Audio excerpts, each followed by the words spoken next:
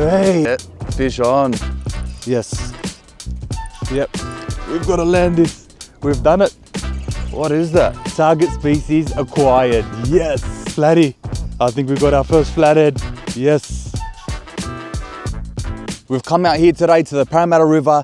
The conditions are beautiful this morning. It is predicted to be windy a bit later on, so we've only got a short window to come out and fish. You might recognize this spot. This is where I started the Flathead series, and it's been 5 sessions now and I haven't even caught not one. So hopefully this session is the one that we break our drought and catch a flathead. Let's go. We're gonna start off with a paddle tail, and then we've got some smaller lures too, just in case the bigger lures aren't working. Let's go and catch some fish. This is going to be our first cast. We're using the 4.2-inch minnow by Bait Junkie on a TD Black Wicked Weasel with a 2500 TD Black reel. The tide's only starting to run out now, so this is the perfect time for some flathead.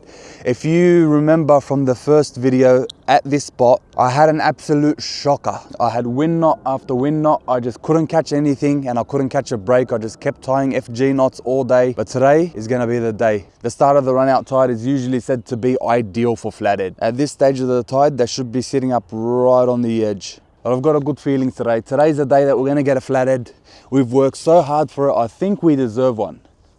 So it's all about covering some area today. On the other rod, we've got a 2.35-inch prawn by Bait Junkie tied on. The reason why I've got the 4.2-inch minnow tied on to begin with is I'm after a big flathead. I'm not after a small one. So if we catch a small one, yeah, we're gonna be happy that we broke the drought. But ideally, I'm after that good fish. This season, I told myself I want to get one up around that 90 centimeter mark. So if I can get one around that 90 centimeter mark, I'm going to be happy. We've got to really keep an eye out for bust ups as well, because this bay around here is very well known for salmon busting up this time of year. Usually in winter, but we are only in the start of spring. It's been a month since spring has kicked in. So if we do see some salmon, then I'm going to go and grab that prawn and we're going to chase after him just to have a bit of fun, even though we are targeting flathead. I've been recovering all week from last week's session. Went down to Lake Illawarra and I did about 15 kilometers on foot, and my back just felt it all week. A lot of pressure on my back, but thankfully we're feeling better now. Let's go. Big bait, big fish. All that hard work that we've put in hopefully results in a nice 90 centimeter flathead. We're going to be over the moon if we get one that big. It's currently 20 past 6 in the morning. The high tide was at 6 o'clock, so this is the perfect time and perfect tide to be chasing these flathead. I'm so glad I didn't miss my alarm this time, because I'm very well known to missing my alarms. We'll fan out a few casts to the left and then to the right, and then I'll probably switch over to that 2.35-inch prawn, and that way it just gives me a better opportunity for bycatch, especially when it comes to like brim or trevally. Diversity is probably good to give us a bit of confidence. Would have thought after a month of not being here, the water would have cleared up, but the water's still filthy, very brown. You can't see through it at all.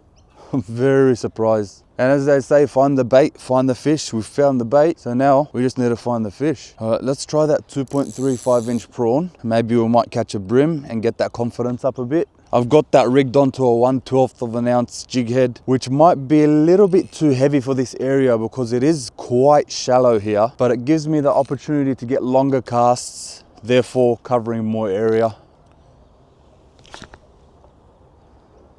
This one's in the red herring color. Red herring is one of my favorite colors. And I'm running it on this Infeet SK 722 LFS. I went with this rod because it's got a bit of extra length, which gives me a bit more casting distance, and it's rigged onto a Luvias. I think it's a 2019 Luvias. As you can see, the way that I'm working this prawn is I'm just giving it about 3 or 4 hops, just trying to imitate a real prawn, trying to flee.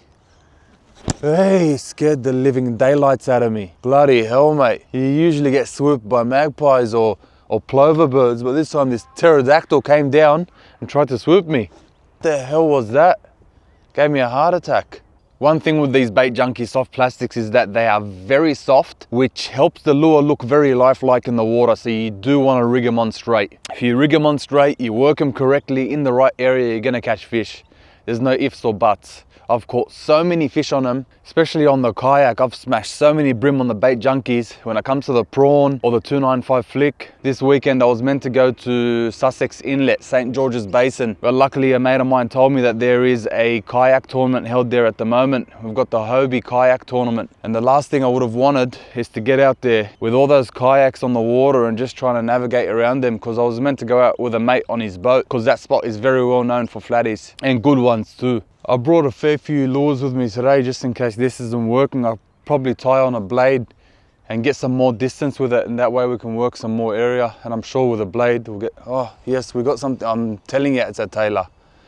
I knew they were tailor. I knew it. They had to be tailor. Couldn't have been anything else but a stinky little tailor. All right, let's go and move down some more. There's a lady with a camera there. The last time I came out here, she was taking photos of me. I think she's going to be doing the same thing. She's making herself look at the floor and she's slowly walking towards me.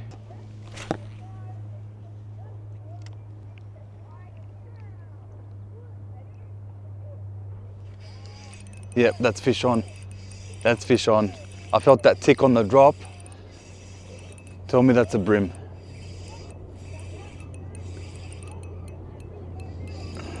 Yeah, fish on, and it feels like a brim. What is that? Oh, that's a big whiting, is it? I think that's a big whiting. It's going hard. Oh, that's a good whiting. That's an elbow slapper. Thank you. Yeah. Nice one, huh? Elbow slapper. So great. You like it? Yeah. There we go. That's a nice elbow slapper right there on the 235 prawn. I felt it take it on the drop. I didn't know what it was, but look at that. Good whiting. We're going to put this fish back in and hopefully get our target species today. Away she goes.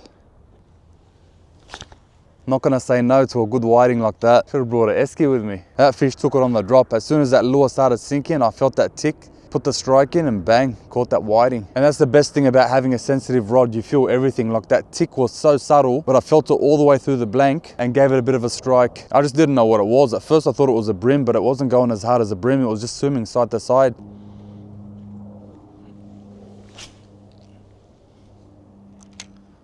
Getting some good distance with a 1/12 of an ounce jig head. The water's really starting to clear up. I don't know if it's just this little section, but we'll soon find out when we get back to where we started as well. I haven't moved because this section's pretty protected from the wind. When I look to the left where I first started fishing, definitely not protected. Yes, fish. Fish on. What are you? Feels like that whiting. No, it's a brim. It's a brim. Look at that. Look at that. First whiting and now brim. 2 species ticked off the list. There you go. Brim on the 235 prawn. Right down the hatch. Let's go. Call mama or papa.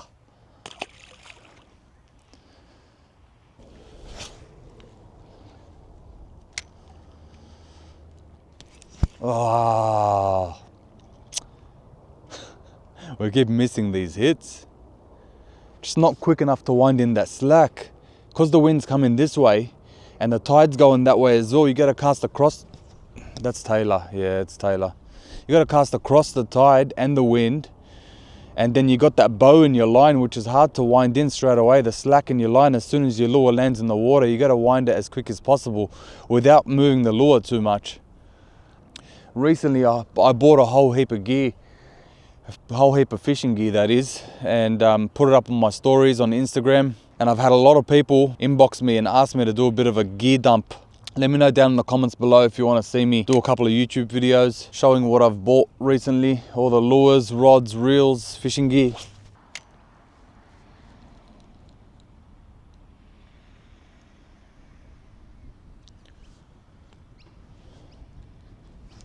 Yep, fish on. Fish on. Flatty. I think we got our first flathead. Yes. Yes. Come on, we've got to land this. We've got to land this. We've done it. We have done it. We finally caught a flathead. Nothing big, but we've finally done it. Yes. Yes. Check it out. We've done it. We have landed a flathead finally after 5 sessions. This thing is really tiny, but look at that. It's a flathead. We have done it. Yes.